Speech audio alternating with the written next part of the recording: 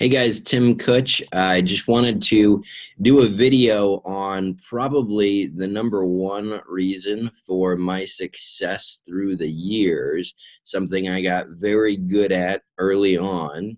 And once I've mastered, it's like riding a bicycle. I'll always have it figured out, and I'll never ever do it any other way. So, with this in mind, I know a lot of insurance and investment professionals that go around their local area not asking all of these questions. And you probably don't have to sell a product. So the level that I go into when I sit down with my clients in a fancy office dressed up in a suit, the level of professionalism that hits them, they almost always give me everything that I ask for. And they very likely will for you too. You have to ask all of the questions. I'm not talking about referrals. I'm talking about doing a good fact finder. So I'm going to show you mine. I'm going to give you a copy of mine for free. And all you have to do in your local practice is change out the logo and then go over it the same way I go over it. So when I'm sitting down with someone, hopefully it's through a referral source, so they know what I do and they know someone else that's already worked with me and they basically trust me implicitly. Is if it's just a lead, if it's a final expense lead, for example, and you're going in maybe warm, maybe a little bit cold, depending on your approach on these people, is you just sit down and say, hey, what I do is I help people with their insurance and their investments. What I'd like to do, if you're okay with that, is just ask you my normal series of questions to make sure that I'm giving you a suitable recommendation. Is that fair? Almost always people are receptive to that, and they'll let you ask whatever you want to ask them. Occasionally, if you're working the lead side and not the referral source side, that's okay. They'll say, no, I just want a 10-year term, 100,000. What's your best price? Okay, whatever. You can be transactional if you have to be transactional. But 99% of the time, when you're open and honest and wanting to help people, they're going to let you go through this whole fact finder. So I want to go through it, and I want you to understand how I do it, and why it works is going to be kind of in a different video. But I want you to understand this very, very well, because it is the reason that they are going to trust you more, that your persistency is going to be higher, and that you're going to be able to sell more product lines and more products to that household in doing one of these fact finders. So I'm going to share with you that right now. If you don't have a copy of this, just send me a message or send someone on my team a message and they'll get it to you. This is not something that should be hidden as a resource from any marketing company, in my opinion.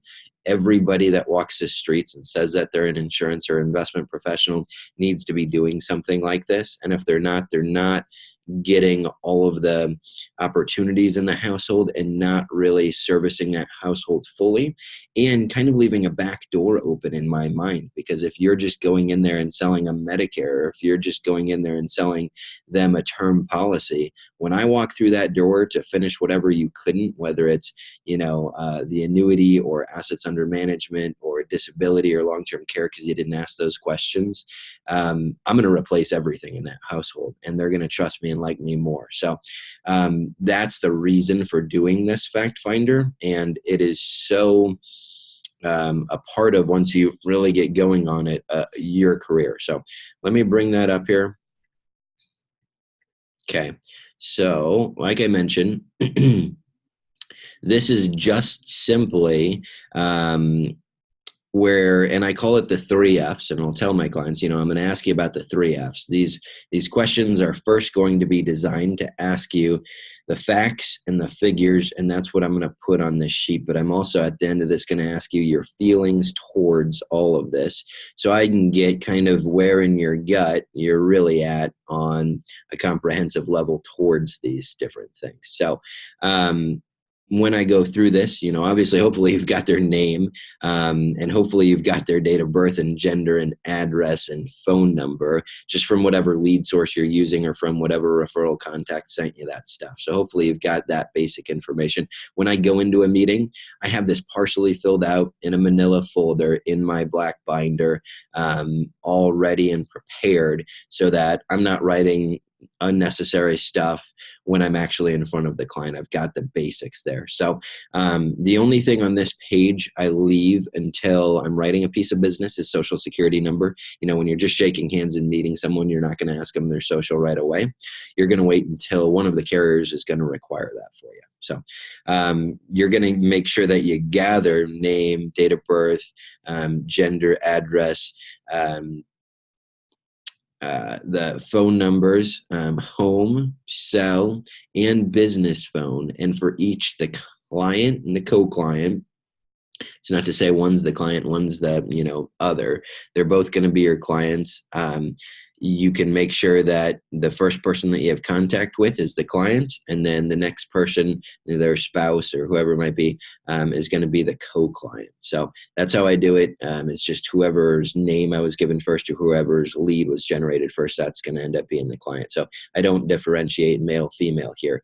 You see at the top, financial advisor and date. Definitely date all of this stuff and do a new one next time you're getting in front of them, or at least write updated and then the new date. That way all your notes were based on this particular date. I have financial advisor up there because multiple people use this, and on my team they use this. So it could be Tim and Mike or Tim and Jason or Tim and whoever on there, and I want to know who else was with me on that appointment if I was out training someone. So and then again at the very up top, the Omaha insurance part, you're just simply switching your logo for mine. All it is simply a DBA that looks professional. I like this company name because it says where I am and what I do. So when I'm meeting with people, all I really have to explain is why I'm doing it and my unique, value proposition. So the name of your DBA should be something similar in my mind. You can do it. I had Kutch Wealth Management. I had a number of different names over the years, but I found this one with that logo. It's very similar to a college here in town, but it works super duper well. You're going to gather their phone numbers, their emails. So important. I just updated this on the Fact Finder. So definitely email is a huge piece of communication. Their employer for both of them and their job title. And usually I write duties next to the job title if I can't immediately figure it out. And then preferred contact method. Maybe I need to be texting the co-client for appointment requests, or maybe I need to be emailing them, statements, whatever that is on the next communication. I'm writing that there. And I leave a big blank area because you're going to need some room to write sometimes. And I'm writing things like height and weight and tobacco status and medications that they're on and doctors' names, addresses, phone numbers, all of that pertinent information that you're going to need if you're going to write some type of underwritten insurance policy. So that's what I'm writing in this area. I usually come back to that at the end. Same with social security number. So those are really the two things I'm kind of doing on the back end of doing all this. On the second page here, it's all about their kids and their dependents or beneficiaries if they don't have kids. And so if they've got more than 3, you just create a 4th line, or you print out a second page next time you get together. And if you're doing this on the fly, I just flip the page over and keep on going, but I'm asking the same questions. If they've got all this information, name, date of birth, relationship to the client or co-client, their full address, their social security number, their phone number, what their employment is, which is cool. So if you go back for referrals, etc., and a little bit about them. And if they have kids, so your clients have grandkids, I'm writing that pertinent information down. I'm also in this area kind of making notes of the household that I'm in. So maybe they have a dog or 2 dogs, and you want to write down Bentley or whatever awesome dog that you're seeing in this household. And kind of making a note of everything that's important to them in life. I'm doing that real briefly just off to the side. One of my partners is real big on getting the client and co-client's anniversary date and sending anniversary cards. I like doing happy birthday cards and then Thanksgiving and Christmas. So it's kind of up to your flavor how you want to do that, but that's another thing that's good to capture when you're in this area. The next I say, before we go in depth on, because I'm going to go go over, net worth, cash flow, all of their policies, etc. here in a second. But I want to know if you guys are working with anyone good right now. I'm not here to step on their toes. I'm here to supplement exactly what they're doing and just give you a well-rounded 30,000-foot overview. Do you guys currently work with any attorneys or bankers or other insurance people or advisors that you trust that do, more than just kind of the normal stuff? Is anyone doing, you're working with them on a professional capacity and meet with them regularly? They'll just be honest with you. And most of the time, no, they're not meeting with anyone. Nobody's really worked with them on an accumulation or a distribution plan for retirement planning. Nobody goes into a comprehensive level. Their home and auto guy is just the cheapest home and auto guy that they could find. And that's unfortunate, but that's true in most cases. So I'm putting that information down. If they've got a really good, they love their Morgan Stanley guy or Ed Jones guy, cool, that's fine. I'm going to create a little kind of tinge in their mind here with my next set of questions. Okay, so I'm putting the name down of the Ed Jones guy. I'm putting Ed Jones down. And if they have his contact information because they really do truly trust him, like him, meet with him 4 times a year, cool, great. I'll put that down here as well. Maybe it's a CPA, maybe it's a tax professional that they really love and I can partner with on doing this and that, and, making sure that they're maximizing their IRA or Roth or current contributions that are in that tax wrapper. So I gather all of that information. And then I go a little bit more in depth just to pry and prod and figure out how close is this guy really to them and what opportunity do I have in the household. So I ask these very nice, gentle questions like, okay, great. I'm super glad that you guys love your Ed Jones guy and you know his name. That beats 9 out of 10 of the people that I actually work with. When is the last time that he prepared your guys' asset allocation? Not gave you a quarterly statement, but really sat down and prepared an asset allocation for you. And you're going to get a what? And then you're going to go through, okay, has he done the income and distribution modeling for you yet? Has he done the disability income analysis for you? What is his role in your guys' future?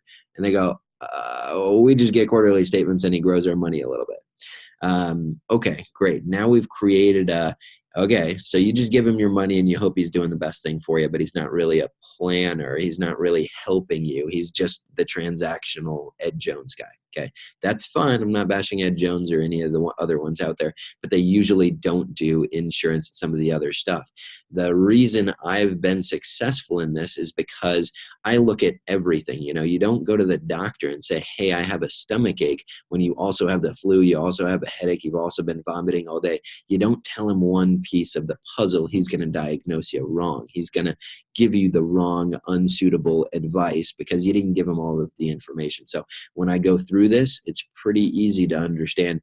I'm going to capture all of the details and level from the client to be able to give them a suitable recommendation of they got cancer and I got to fix it for them, or whatever it is. So the next page here, it is a very simple net worth statement. It's assets minus liabilities here. Okay, so I break assets down into 2 classes, lifestyle assets and investment assets. What I mean by that is, if they've got a 3-bedroom, 2-bath, 2-car garage, they're not going to sell off a half of their garage to fund their retirement. Okay, so anything they're not going to sell off, maybe they've got some large personal property that's just going to stay large personal property. They're not going to sell it to fund their retirement.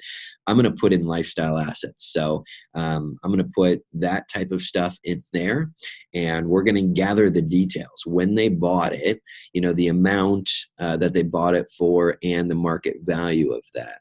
Down below in the liabilities, you'll get to the mortgage balance, etc. on that. But right now we're just counting assets. So if they purchased that for 150, it's now grown to 200,000. Great. Now we have that information because they bought it 5 or 10 years ago and it's appreciated.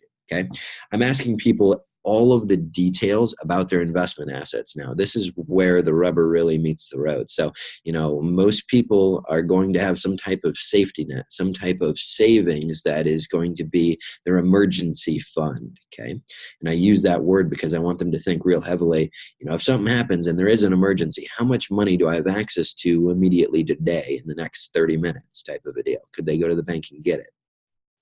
And so I'm asking for how much is in your checking and savings account at this bank, at that bank, whatever. You're going to gather that. You're going to ask them about all other, and I start with 401ks and IRAs first. And then I ask about Roths, stocks, bonds, annuities, 529 plans, any other investable assets held outside of their 401ks or IRAs. I'm gathering, the company that it's at currently, all right, in that 401k area. The owner of that, what I mean by is that the client or co-client, because tax status and the wrapper is going to matter here. The market value of these accounts, sometimes cost basis and the weightings.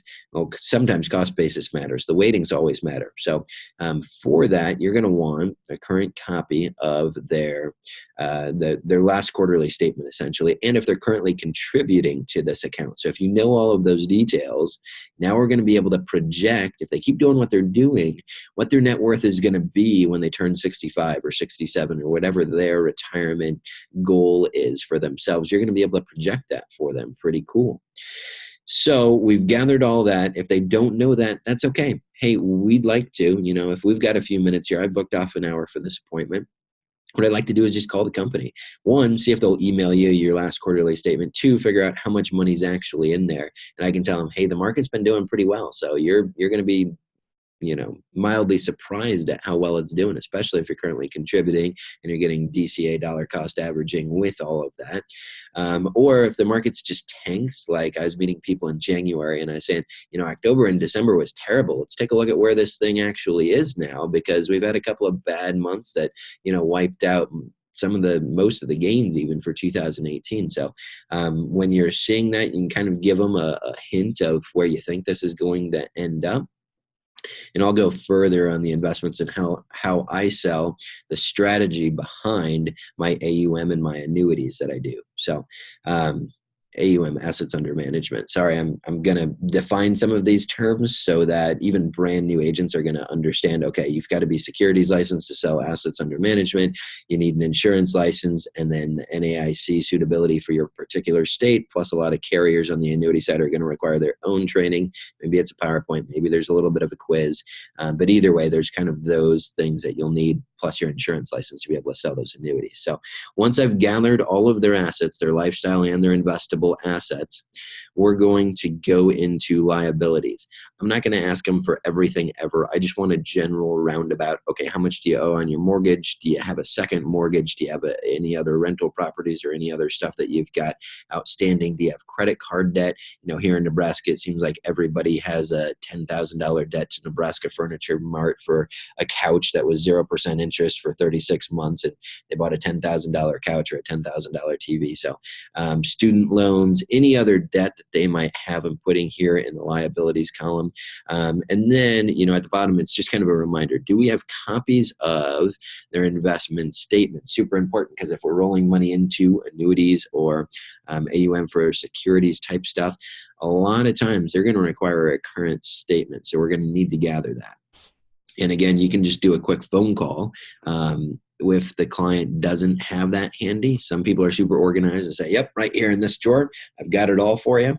And some people say, I've got no idea I was sent it, but I always throw those things away. Cool. So everybody's a little bit different on that. You'll figure it out when you're in the house, but definitely try and get a copy of the statement right then and there, letting them know you're going to take a glance at it and say, oh, yes, this is great. Or, oh, wow, why are you in these silly target date funds or these American funds by Ed Jones? I'm sorry to bash on that.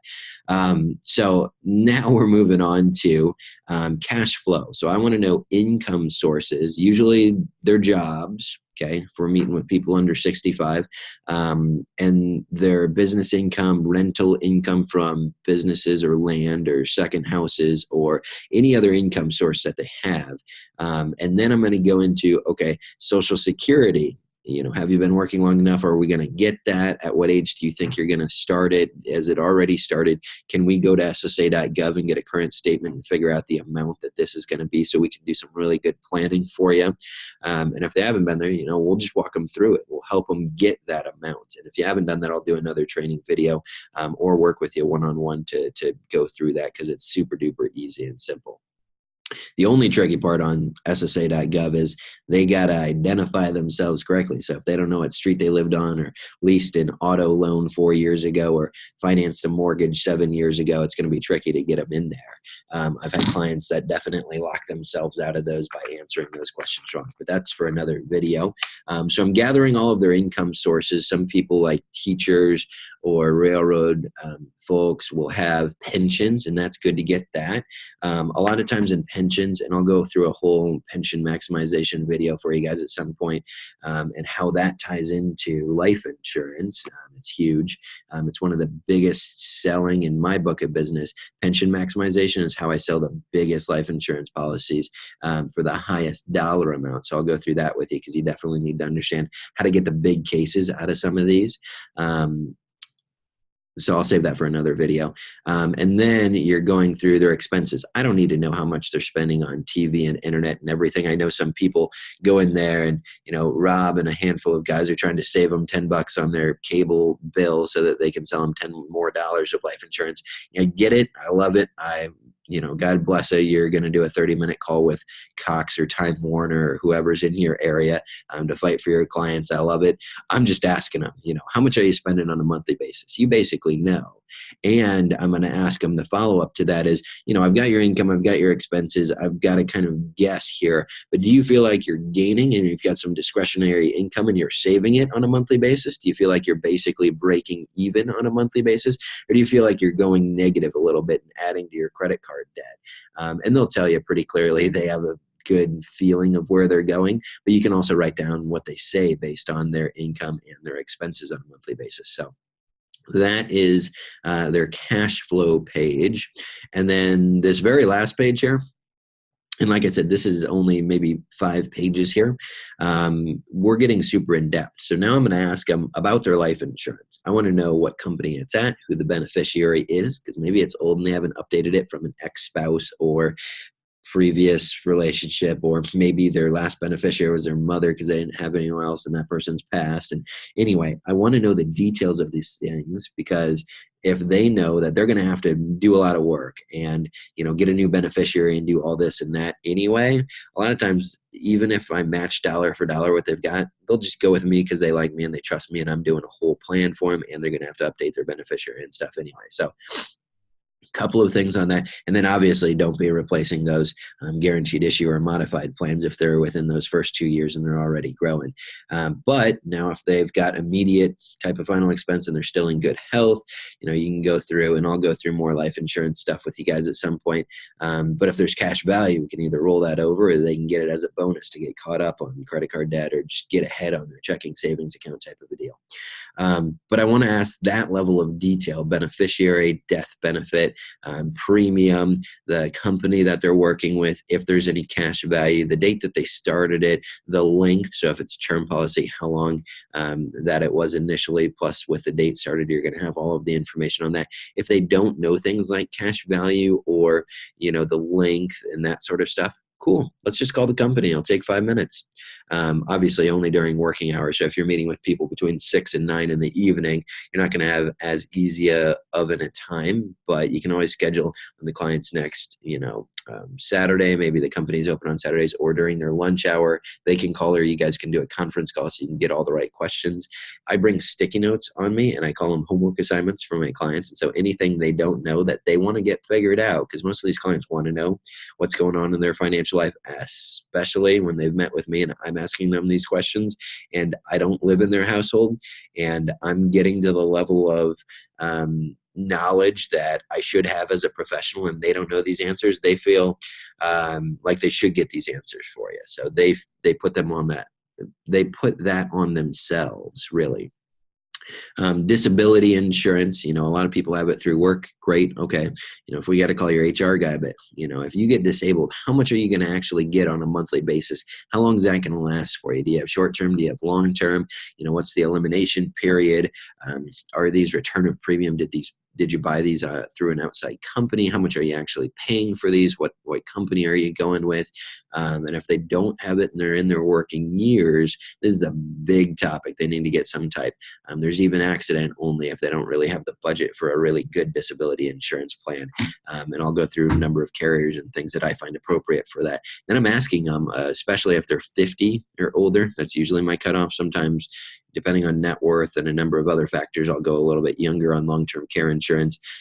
Or if they don't, if they've already gone over their assets and their income with me, and I know they're not going to be a good candidate, and I know that their plan is going to be, basically becoming a ward of the state and having Medicaid take over for long-term care, I'll skip that question. But you won't know to skip that question until you've asked their assets and income, which is why it's so important to go through one of these fact finders.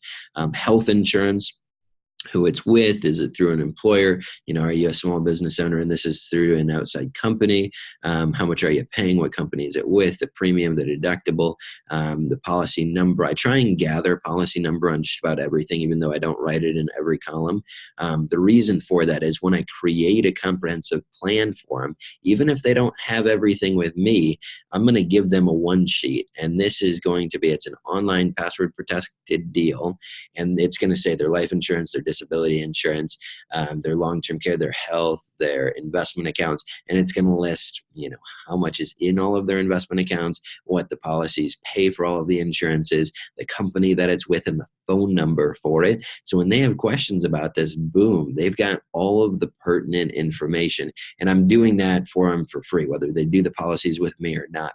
The cool thing about that is once they've got some of it with you, they're going to want to move all of it because they want you to kind of be the quarterback, their financial quarterback of, managing all of the different places and people on their team. So then I'm gathering home and auto insurance, even though I feel like that field is, and not to bash anyone in that field, but if you're in that field, you'll probably agree with me, it is low commission and high service work.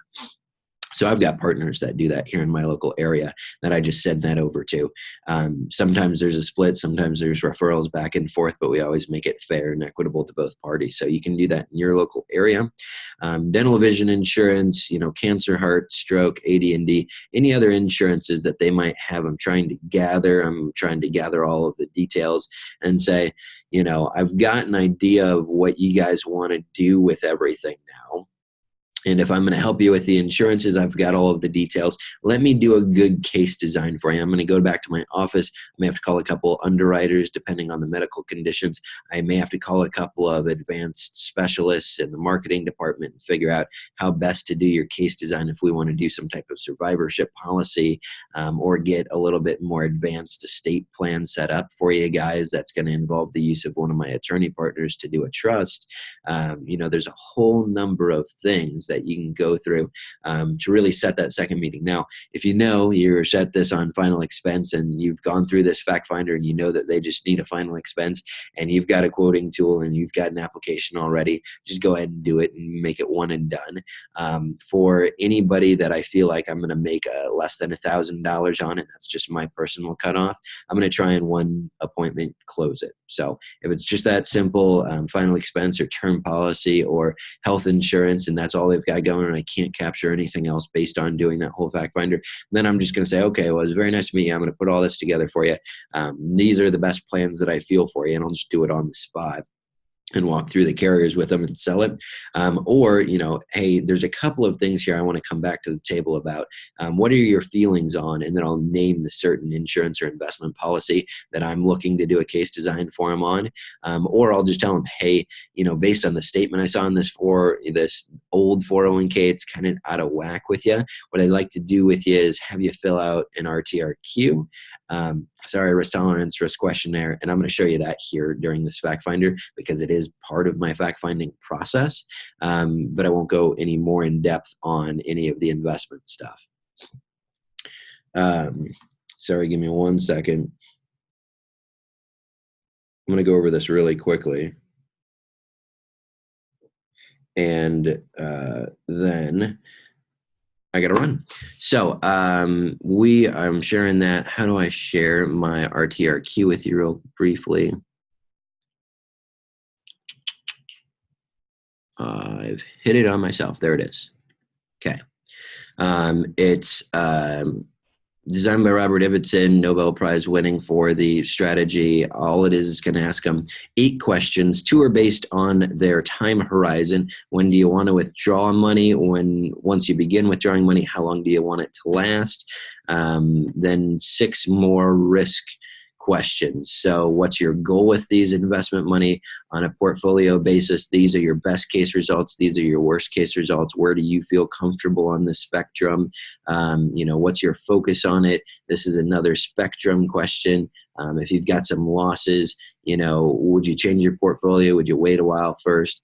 Would you strongly agree or disagree? And then it's just math for you. You're calculating their time horizon and the risk aversion score.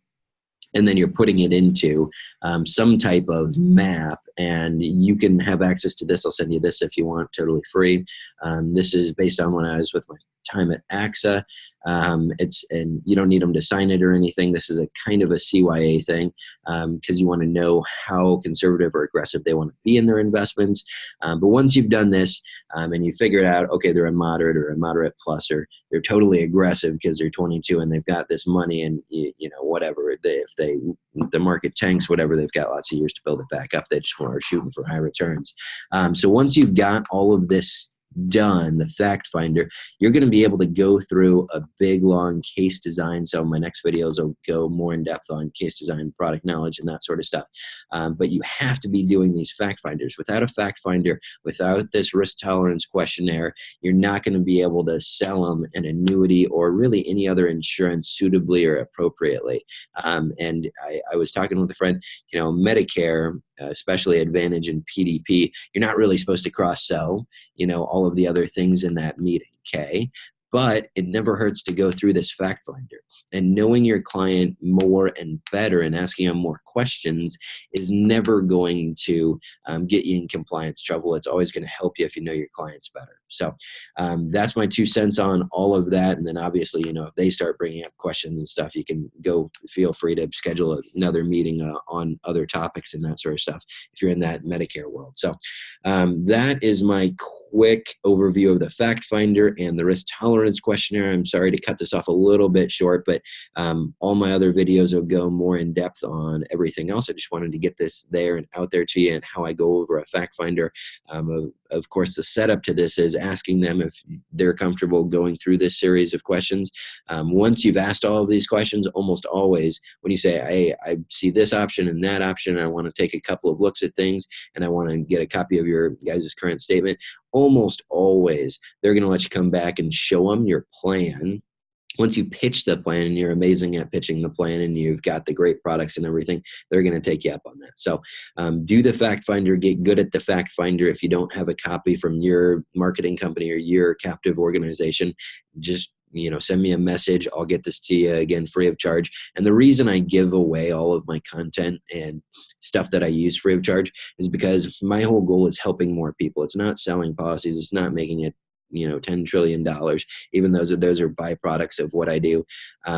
What I'm really into on this is helping more people. So once I've met, my 30 or 40 people that I can maximize on a weekly basis, I have to help other agents so that they can help more people. So that's my whole goal with all of this, is that you guys go out in your local market and then truly help these folks with everything on a comprehensive level. So I will look forward to seeing you guys in my next video. Have a great day. Take care.